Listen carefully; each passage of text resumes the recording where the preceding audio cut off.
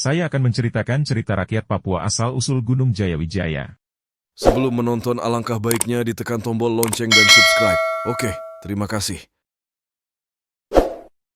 Pada zaman dahulu, di tanah Papua hiduplah dua suku yang bersahabat, yaitu suku Jayapura dan suku Wijaya.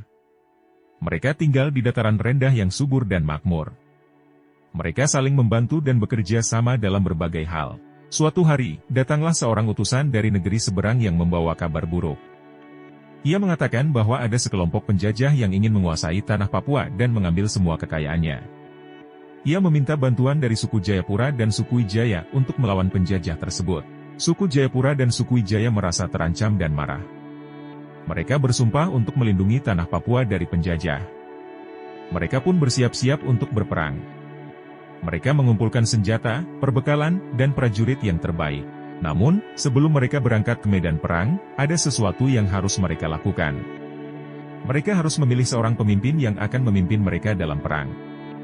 Mereka harus memilih seorang yang pemberani, bijaksana, dan berwibawa. Suku Jayapura dan suku Wijaya pun mulai bermusyawarah. Mereka masing-masing memiliki calon pemimpin yang mereka anggap pantas. Suku Jayapura mengusulkan nama Jayawira, seorang pemuda yang gagah dan perkasa. Suku Wijaya mengusulkan nama Wijayanti, seorang putri yang cantik dan cerdas. Mereka pun saling berdebat dan berargumen. Mereka tidak bisa menemukan titik temu. Mereka mulai saling menyalahkan dan mencela. Mereka lupa akan tujuan mereka yang sebenarnya, yaitu melawan penjajah. Sementara itu, penjajah sudah mendekati tanah Papua. Mereka melihat bahwa suku Jayapura dan suku Wijaya sedang bertengkar. Mereka pun merasa senang dan berencana untuk menyerang mereka saat mereka lengah. Namun, ada sesuatu yang tidak mereka ketahui. Di langit, ada seorang dewa yang melihat keadaan di bawah. Ia adalah Dewa Papua, yang mencintai dan melindungi tanah Papua dan semua makhluknya. Ia merasa sedih dan marah melihat suku Jayapura dan suku Wijaya yang saling bertikai. Ia pun turun ke bumi dan menampakkan dirinya di depan suku Jayapura dan suku Wijaya.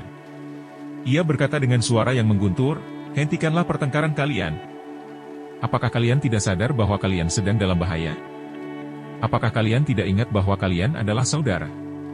Apakah kalian tidak peduli dengan tanah Papua yang kalian cintai?" Suku Jayapura dan suku Wijaya terkejut dan takut melihat kemunculan Dewa Papua. Mereka merasa malu dan menyesal atas perbuatan mereka. Mereka pun meminta maaf kepada Dewa Papua dan berjanji untuk berdamai dan bersatu. Dewa Papua mengangguk dan tersenyum. Ia berkata, "Baiklah, saya maafkan kalian. Namun, kalian harus membayar akibat dari pertengkaran kalian.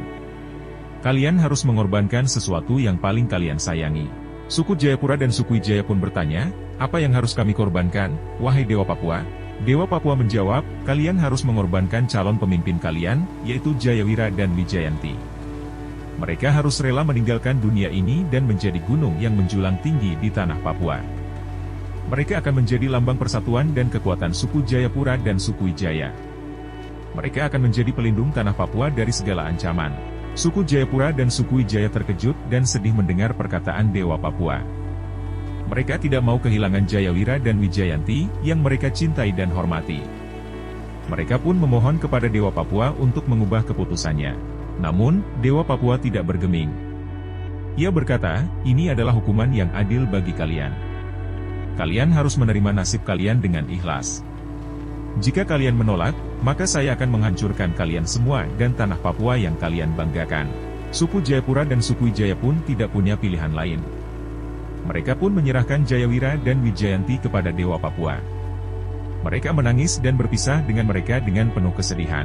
Dewa Papua pun mengangkat Jayawira dan Wijayanti ke langit. Ia mengubah mereka menjadi dua gunung yang besar dan tinggi.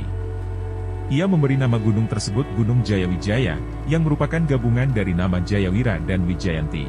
Dewa Papua pun berkata kepada suku Jayapura dan suku Wijaya, "Lihatlah, ini adalah Gunung Jayawijaya, yang akan menjadi simbol persahabatan dan kejayaan kalian. Hormatilah dan rawatlah gunung ini dengan baik. Jangan pernah lagi kalian bertengkar dan berpecah belah. Jadilah satu kesatuan yang kuat dan solid.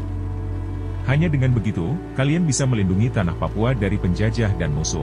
Suku Jayapura dan suku Wijaya pun mengangguk dan berterima kasih kepada Dewa Papua. Mereka pun bersumpah untuk mengikuti nasihatnya. Mereka pun bersatu dan berjuang bersama melawan penjajah.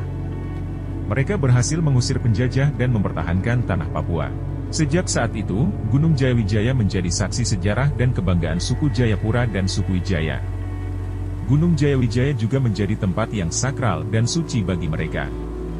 Mereka percaya bahwa roh Jayawira dan Wijayanti masih hidup di sana dan memberi mereka berkah dan perlindungan. Itulah cerita rakyat Papua asal-usul Gunung Jayawijaya. Semoga cerita ini menginspirasi dan menghibur Anda. Pesan moral dari cerita ini adalah kita harus menghargai dan melindungi tanah air kita dari segala bentuk penjajahan dan eksploitasi. Mohon maaf jika ada penyebutan kata-kata atau tempat, nama, dan gambar yang salah atau menyinggung perasaan penonton. Sekali lagi mohon maaf. Dan sampai ketemu di cerita-cerita rakyat selanjutnya. Terima kasih sudah menonton.